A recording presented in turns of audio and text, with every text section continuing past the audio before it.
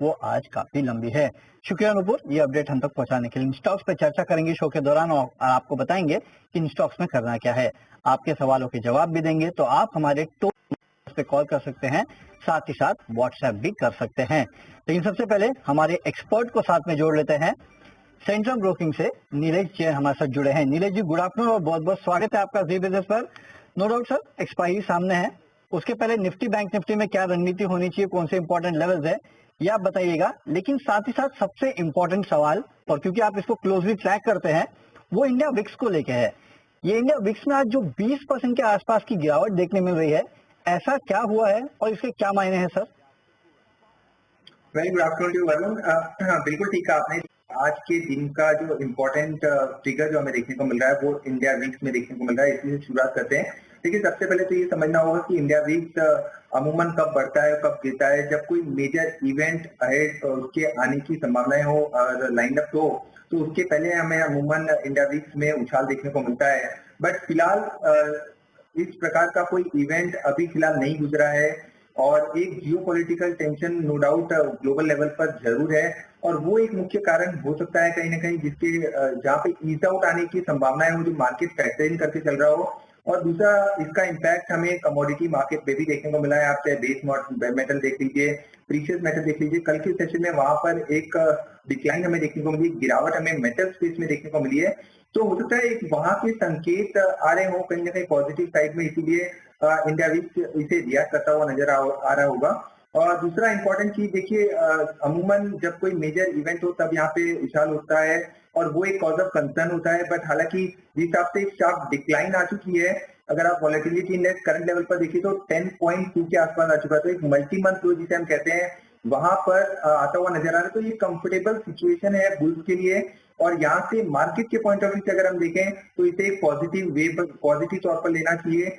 और निफ्टी की अगर हम बात करें लेवल्स की, तो यहाँ पे निफ्टी अपने क्रूशियल 21 और 50 डीएमए दोनों को ही पार कर चुका है। इंपॉर्टेंट सपोर्ट अब जो 21 डीएमए का है वो है लगभग 22,300 का। कोई भी डिप मिले तो निफ्टी में डेफिनेटली बाय एंड डिक्लाइन की रणनीति अपनानी होगी। ऊपरी तरफ पर इस सप्ताह मंथली एफएनओ की एक्सपायरी होने वाली है और एक्सपायरी की डेटा यही इंडिकेट कर रहे हैं कि 22,200 से 22,500 इस रेंज में हमें एक्सपायरी देखने को मिल सकती है और पॉजिटिव एक्सपायरी की संभावना यहाँ पे हमें ज्यादा नजर आ रही है। और निफ्टी में ऊपरी स्तर पर 22,500 तक के लेवल देखने को मिल सकते हैं।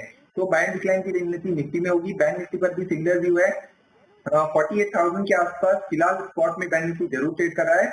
बट मेरे ख्याल से 48,000 के ऊपर जैसे निकलेगा, यहाँ पर एक शॉर्ट कवरिंग बैंक निफ्टी में देखने को मिलेगी और ऊपरी स्तर पर 48,300, 48,600 तक के लेवल बैंक निफ्टी दिखा सकता है। तो यहाँ पर भी सिमिलर भी होगा। कोई भी डिप मिले तो बैंक निफ्टी को भी लॉन्ग करके चल सकते हैं।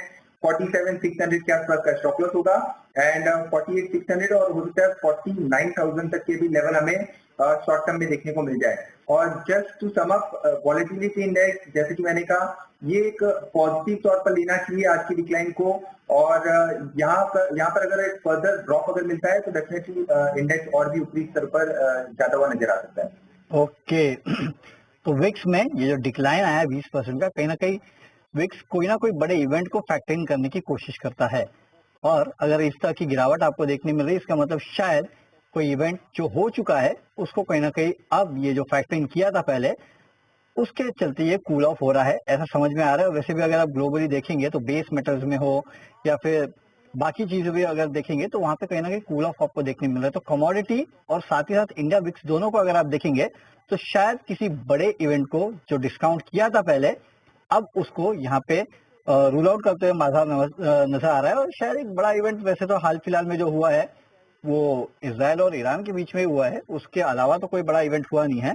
तो लेट्स सी बाजार जिसको फैक्टर इन किया था उसको अब छोड़ने की तैयारी में है और कहीं ना कहीं उसका रिफ्लेक्शन आपको जो है वो शायद ग्लोबल कमोडिटीज और इंडिया विक्स में भी देखने मिल रहा है।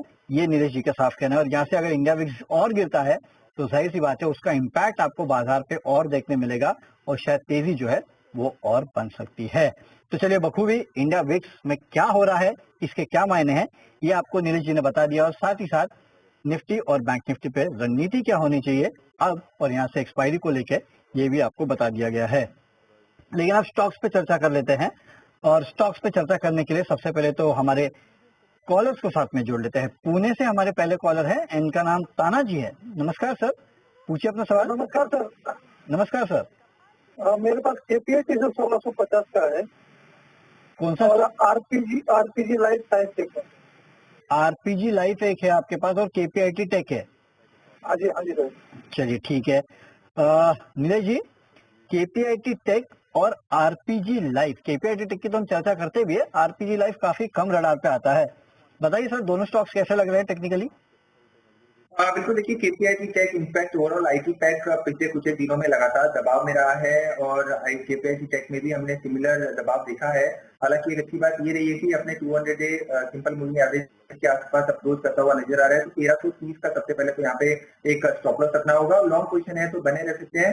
पुल बैक यहाँ पे देखने को मिल सकता है, कोई बड़े पुल बैक की संभावना फिलहाल नजर नहीं आती है, बट 1450 और 1500 की जोन में अगर आता है तो वहां पे एक बार फिर से रिव्यू करके चल सकते हैं। दूसरा स्टॉक आरपीजी लाइफ जो करंटली 1528 के आसपास ट्रेड हो रहा है, इसका स्ट्रक्चर थोड़ा पॉजिटिव है और मैं कहूंगा कि यहाँ पर बिल्कुल बने रह सकते हैं। 1430 1440 के आसपास का इमीडिएट एक ट्रेलिंग स्टॉप लॉस लगाएं और उसी स्तर पर काउंटर में पोटेंशियल है कि ये 1650 और 1700 की ओर जाता हुआ नजर आ सकता है। हालांकि यहाँ पे थोड़ी सी लिक्विडिटी कम होती है, लिक्विड काउंटर है तो उसका ध्यान रखना होगा, बट एक ट्रेलिंग स्टॉप लॉस के साथ यहाँ पर भी बने रह सकते हैं। चलिए, तो ये रहा आती हुई आरपीजी लाइफ और केपीआईटी टेक दोनों पे। अगले कॉलर को जोड़ लेते हैं। राजस्थान से मोहनलाल जी हमारे साथ जुड़े हैं। मोहनलाल जी नमस्कार, पूछिए अपना सवाल सर। नमस्कार, जय श्री राम। पहले तो जय श्री राम सर। मेरा सवाल हो कि मेरे कहना MCX है 4000 रुपए का भाव में और मेरे कहना परसिस्टेंट है 4200 रुपए का भाव में और अडानी ग्रीन है 1950 का भाव पर। और मैंने कुछ असला बम बारूद गोली बारूद लेना है तो किससे लूं? क्या लेना है सर आपको? बम बारूद लेना है। बम बारूद? बम बारूद का स्टॉक लेना है, किसो कंपनी का लूं? अच्छा, बम बारूद बनाने वाली कंपनी का स्टॉक लेना है आपको? ओके ओके ओके सर, वैसे तो ओके, मतलब बेसिकली आपको डिफेंस सेक्टर की किसी कंपनी का स्टॉक लेना है, वो आप पूछ रहे हैं। सर बहुत सारे स्टॉक्स है, नीरज जी से टेक्निकली पूछ लेंगे कि कौन से अच्छे स्टॉक्स है। नीरज जी, पहले तो ये जो MCX अडानी ग्रीन, इसमें क्या करना चाहिए?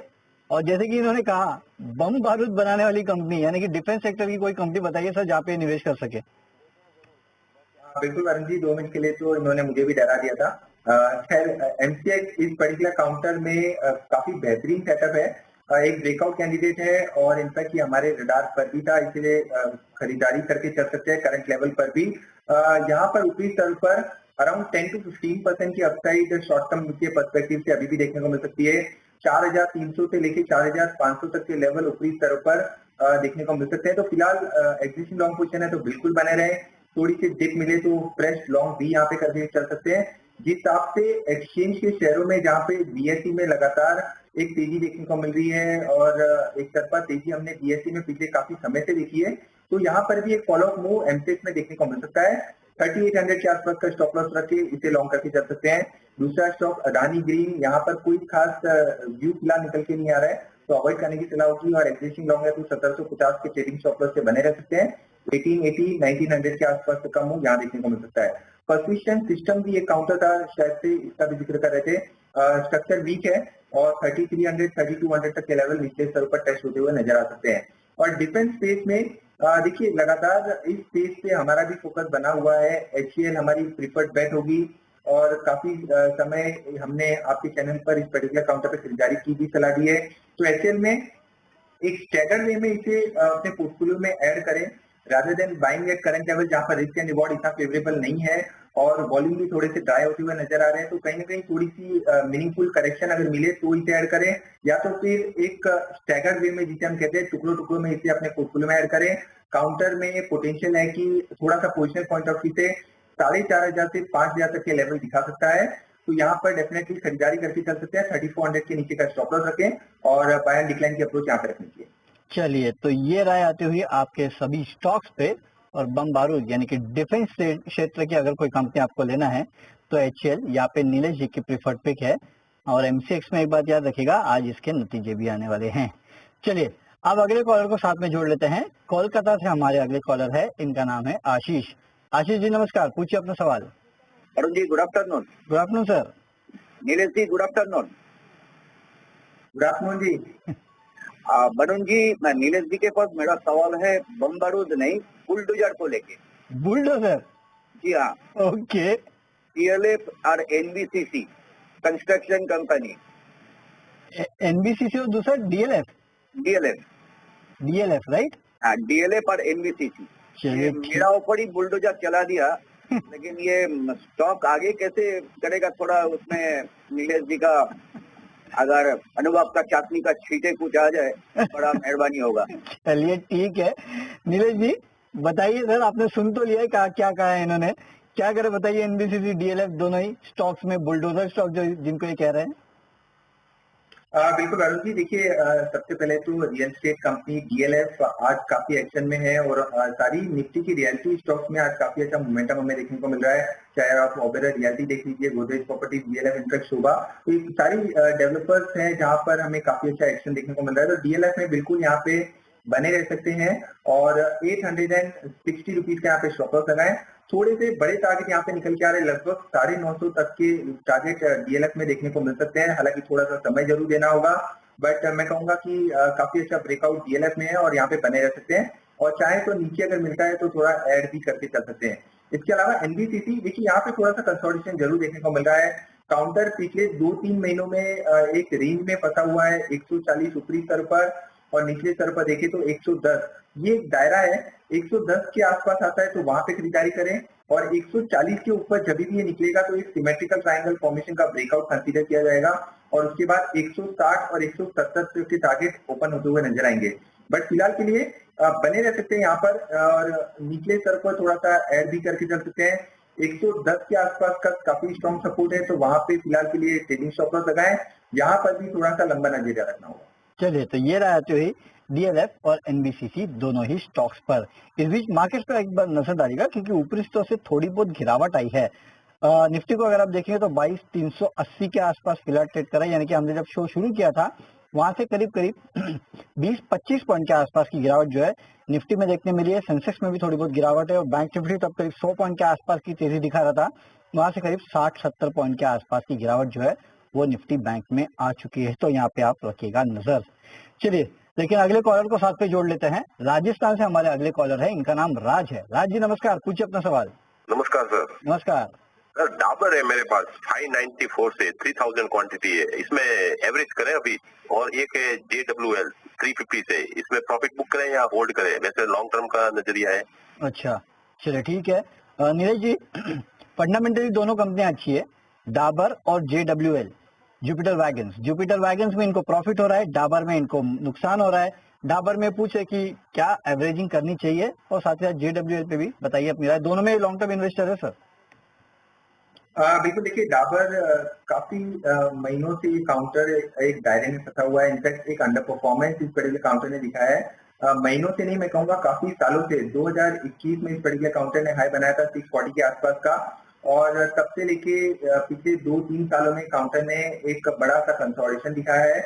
बट मेरे ख्याल से अगर लॉन्ग टर्म अप्रोच है, लॉन्ग टर्म की पोजिशनल व्यू अगर ये जानना चाहते हैं तो बिल्कुल यहाँ पे एक बार के लिए बने रह सकते हैं। फंडामेंटली तो स्ट्रॉन्ग कंपनी है ही है जैसे कि आपने कहा, और टेक्निकली थोड़ा सा कंसोलिडेशन यहाँ से पे कंटिन्यू होता हुआ नजर आएगा। अच्छी बात यह है कि ये अपने सपोर्ट के आसपास है। सपोर्ट है 500 और 450 के जोन में, तो सपोर्ट के आसपास है, इसीलिए यहाँ पर पॉसिबिलिटी ज्यादा है कि पुल बैक हमें यहाँ पे देखने को मिल सकता है। 550 और 580 की रेंज में ये यहाँ से जाता हुआ नजर आ सकता है। तो फिलहाल के लिए यहाँ पे बने रहे एंड ट्रेडिंग स्टॉप लॉस अगर लगाना चाहते हैं तो 470 का यहाँ पे ट्रेडिंग स्टॉप लॉस लगा के चल सकते हैं। JWL जुपिटर वैगन काफी बेहतरीन यहाँ पे चार्ट पैटर्न है और ऊपरी स्तर पर 420-425 तक के लेवल देखने को मिल सकते हैं।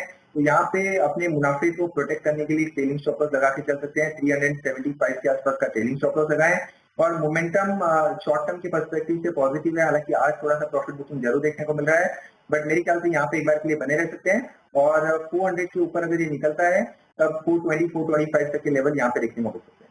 चलिए तो ये राय आती हुई डाबर और JWL यानी कि जुपिटर वैगन दोनों पे। ओके चलिए एक ब्रेक लेंगे, लेकिन उसके पहले फटाफट एक बार फिर से बैंक निफ्टी देख लीजिएगा क्योंकि लाल निशान में दरअसल बैंक निफ्टी आते हुए और यहाँ पे metals, capital goods, bank Nifty finance, इन तमाम ये इंडाइसेस जो है वो अब थोड़े ऊपरी स्तर से गिरते हुए नजर आ रहे हैं, जबकि डाउ फ्यूचर, नास्डैक फ्यूचर में ऐसे कोई भारी गिरावट नहीं है, लेकिन हमारे मार्केट जो है वहां पे थोड़ी बहुत मुनाफा वसूली देखने मिल रही है। चलिए तो एक काम करते हैं, एक ब्रेक लेते हैं, ब्रेक के बाद जब आएंगे तो मार्केट्स पे भी नजर डालेंगे और साथ ही साथ नीलेश जी से उनके पिक्स।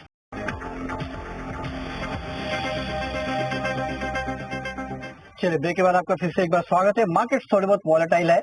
ब्रेक पे जाने के पहले हमने देखा था कि निफ्टी बैंक में 10-12 पॉइंट की गिरावट थी, अब थोड़े बहुत फ्लैट होते हुए नजर आ रहे हैं। तो थोड़े वॉलेटाइल है, उतार चढ़ाव के बीच में, लेकिन हाँ ऊपरी स्तर से थोड़ी गिरावट साफ मार्केट में देखने मिली है। लेकिन वक्त अब हो चुका है नीलेश जी से उनके पिक्स जानने का। पिछले बार मुझे याद है नीलेश जी से जब हम मिले थे तो इन्होंने संवर्धन मदरसन और साथ ही साथ कोचिन शिपयार्ड दिया था। संवर्धन मदरसन का 130 का टारगेट था, आज 127 पे, लेकिन 129.95 के आसपास का हाई बना के स्टॉक वापस आया है। तो यहाँ पे भी टारगेट हिट हो चुका है। और कोचिन शिपयार्ड तो 1150 का टारगेट था, आज देखिए 1200 के ऊपर जो है ये स्टॉक ऑलरेडी ट्रेड कर रहा है। तो दोनों स्टॉक के टारगेट जो है वो यहाँ पे नीलेश जी के ऑलरेडी अचीव हो चुके हैं। नीलेश जी कॉन्ग्रेचुलेशन, दोनों स्टॉक के आपके टारगेट ऑलमोस्ट अचीव हो ही चुके हैं सर। कोचिंग शिपयार्ड तो उसके ऊपर ही चल रहा है और मदरसन भी 130 के आसपास का हाई बनाया सर। आज बताइए सर कौन से स्टॉक्स आपके रडार पे हैं? धन्यवाद वरुण जी हाईलाइट करने के लिए। बिल्कुल देखिए खरीदारी पर अभी भी फोकस बना हुआ है। स्टॉक स्पेसिफिक एक्शन हमें काफी अच्छा देखने को मिल रहा है। तो सबसे पहले जो स्टॉक हमारे रडार पर आया था, इनफैक्ट वो मूव हो चुका है, वो था मॉइल। तो यहाँ पे जस्ट मैं लेवल हाईलाइट कर दूंगा क्योंकि ये ऑलरेडी मूव हो चुका है। पिछले कुछ एक मिनटों में यहाँ स्पर्ट देखने को मिला है। पीछे अगर ये नीचे 368 365 के लेवल पर मिलता है तभी से लॉन्ग करें, कंडीशन बाय होगा। 360 के स्टॉप लॉस से 380 385 तक के लेवल देखने को मिल सकते हैं। बट फिलहाल के लिए दूसरे दो स्टॉक में यहाँ पे हाईलाइट करूंगा। सबसे पहले बायोकॉन, इस पर्टिकुलर काउंटर में करंट लेवल पर खरीदारी करने की सलाह होगी। काउंटर में एक काफी अच्छा फॉर्मेशन फॉलिंग चैनल का देखने को मिल रहा है और एक ब्रेकआउट अवेटेड है। हम यहाँ पे प्रीएम करके चल रहे हैं कि ये ब्रेकआउट हमें गोइंग फॉरवर्ड देखने को मिल सकता है। 280 के ऊपर ये ब्रेकआउट हमें देखने को मिलेगा और उसके बाद 290 एंड 295 के टारगेट होंगे। एंड करंट लेवल पर लॉन्ग पोजीशन बना रहे हैं तो यहाँ पे 267 रुपीज का स्टॉप लॉस रख के चलना होगा। तो सबसे पहले बायोकॉन में खरीदारी करने की सलाह होगी। इसके साथ साथ आरबीएनएल, ये दूसरा काउंटर है जहां पर एक कंसोलिडेशन का ब्रेकआउट हमें देखने को मिला है। तो करंट लेवल पर आरबीएनएल को भी लॉन्ग करके चल सकते हैं with strict stop loss below 264 जो कि आज के दिन के लोवेस्ट लेवल का है। और ऊपरी स्तर पर 280 एंड 285 के टारगेट आरबीएनएल को ध्यान में रख के चल सकते हैं। तो 3 स्टॉक है जहाँ पे खरीदारी की सलाह है। सबसे पहला था मॉइल, यहाँ पे 360 का स्टॉप लॉस रखना था, हालांकि कंडीशनल बाय था क्योंकि यहाँ पे नीचे आएगा तब आपको खरीदारी करना है। 368 के आसपास आता है तब खरीदारी कीजिएगा। 380 से 385 के लेवल के लिए आपको मॉइल में खरीदारी करना है। लेकिन हाँ फिर से एक बार कह रहा हूँ कि बाय एंड डिप्स की रणनीति अपनानी है और 360 का स्टॉप लॉस रखना है। अगला बायोकॉन था, 267 का आपको रखना है स्टॉप लॉस। 290 के लेवल्स के लिए यहाँ पे खरीदारी करना है, ब्रेकआउट नजर आ रहा है यहाँ पे। और आरबीएनएल यहाँ पे खरीदारी करना है 264 के आसपास का मेरे ख्याल से स्टॉप लॉस रखना है यहाँ पे। और 280 285 के लेवल के लिए आपको खरीदारी करना है। आरबीएनएल में सर 264 का स्टॉप लॉस है, राइट? बिल्कुल ठीक कहा वरुण जी आपने। 264, चलिए तो इसको रिवाइज कर दीजिएगा डायरेक्टर साहब। 264 के आसपास का स्टॉप लॉस रखना है और 280 और 285 के लेवल के लिए आरबीएनएल में भी आपको करनी है खरीदारी। तो 3 स्टॉक्स है जहाँ पे नीलेश जी की तरफ से खरीदारी की सलाह है। चलिए स्टॉक शो को यहीं रैप अप करेंगे, नीलेश जी से विदा लेंगे। नीलेश जी बहुत बहुत शुक्रिया आज हमारे साथ जुड़ने के लिए, स्टॉक्स पे बात करने के लिए, अपने पिक्स देने के लिए और साथ ही साथ बखूबी हमें इंडिया विक्स का मूवमेंट समझाने के लिए। चलिए शो में तो इतना ही, लेकिन मार्केट का एक्शन जारी है तो आप बने रहिए जी बिजनेस के साथ।